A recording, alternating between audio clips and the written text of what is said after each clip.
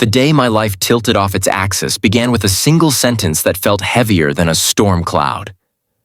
I was standing in a glass-walled office overlooking downtown Chicago, the hum of traffic far below, when my boss made a request so unexpected it stole the air from my lungs. She needed me to pretend to be her husband for 1 year. Not for love, not for romance, but for survival, dignity, and a promise she was desperate to keep. My first thought was reckless and almost absurd, a nervous question that escaped my mind before courage caught up. In that moment, I had no idea that agreeing would unravel everything I thought I knew about loyalty, sacrifice, and the quiet ways hearts learn to trust again. If you believe in kindness, second chances, and the strange ways fate brings people together, take a moment right now to like this video, comment your thoughts, share it with someone who loves emotional stories, and subscribe to the channel. Your support keeps these stories alive. My name is Aaron Whitaker, and at the time I was a 32-year-old project manager who lived alone in a small apartment on the north side of the city. I had built my life carefully, brick by brick, after losing my parents in a car accident years earlier. Work was my anchor, my routine, my shield. My boss, Meredith Collins, was everything I wasn't. She was composed, respected, and admired. A woman who commanded boardrooms without raising her voice.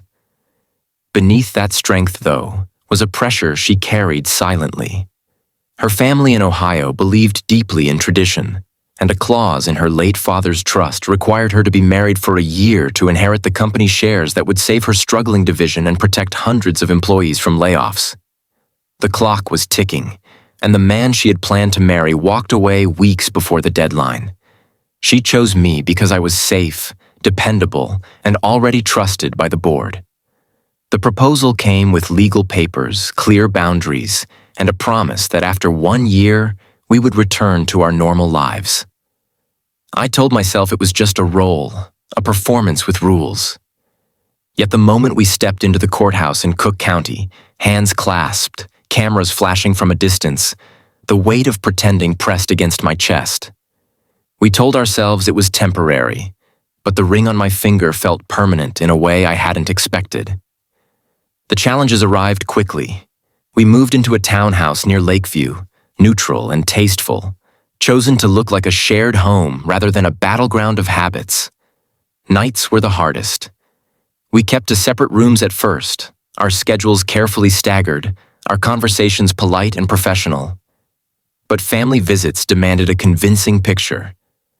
Her Aunt Patricia watched us closely over Sunday dinners, her eyes sharp with concern and hope. Church on Sundays became another test, standing side by side as hymns filled the air, the words about commitment and grace echoing louder than comfort. Slowly, cracks formed in the walls we had built. I saw Meredith late at night at the kitchen table, reading financial reports with tired eyes, her confidence dimmed by fear she never voiced at work. She saw me wake from nightmares I pretended not to have. Grief from years ago still knocking without warning. We learned each other's quiet habits, the way she stirred her coffee exactly 3 times, the way I fixed broken things instead of asking for help. The house began to feel less like a stage and more like a place where truth lingered. There was a turning point one winter evening when a snowstorm trapped us inside. The power flickered, and we sat by candlelight, the city muffled and still. Without planning to, we shared pieces of ourselves we had never offered anyone else. Not confessions shouted in passion, but truths laid gently on the table. We spoke about disappointment, about the pressure to be strong, about faith that wavered and returned in unexpected ways. In that quiet, something shifted. The pretending softened. The distance shrank. The world tested us relentlessly. A jealous colleague spread rumors, questioning our integrity.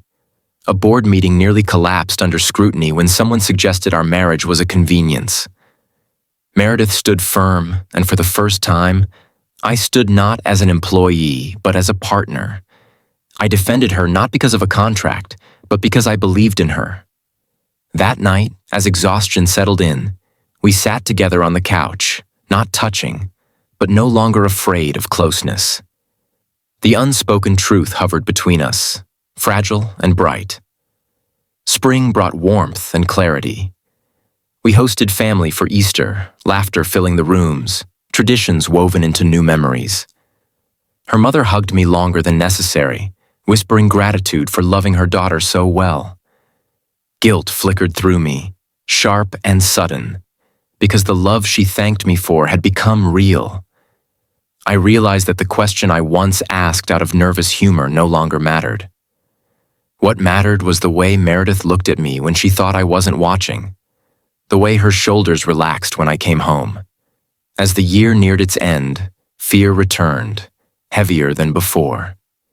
We were approaching the finish line, the moment where pretending would either end cleanly or break us both. Papers were ready to be signed, the trust secured, jobs saved. Success tasted bittersweet.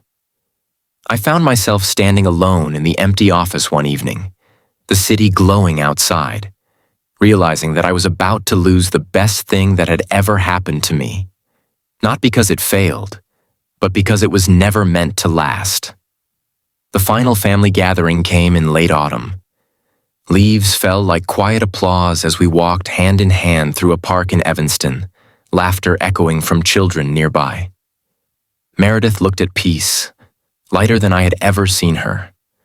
In that moment, I understood that love was not a dramatic declaration, but a steady presence, a choice made daily. When the year officially ended, we returned to the townhouse, silence stretching between us, heavier than any argument. If this story has touched your heart even a little, please take a moment to like the video, share it, and let us know in the comments how it made you feel. Your engagement means more than you know. Before the ending, I have one special request for you. Please comment below and tell us whether you believe love can grow from the most unexpected promises. The next morning, I packed my things quietly, leaving the ring on the table. Meredith stood in the doorway, eyes shining with unshed tears, and for the first time since this began, there was nothing left to pretend. We both knew that the year had changed us forever. I left believing that sometimes God places people in our lives under the guise of necessity, only to reveal the miracle later. Weeks passed. Work continued. Life moved forward. Then one Sunday, as church bells rang across the city, Meredith appeared at my door.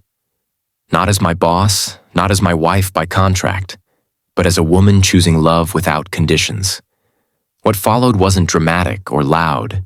It was quiet, honest, and real. We began again, not bound by obligation, but by choice. Our story didn't end with a signature or a deadline. It ended with faith restored, hearts healed, and a future built not on pretending, but on truth. And in that, I learned that sometimes the bravest thing you can do is say yes to a role you never expected, and trust that love will write the rest.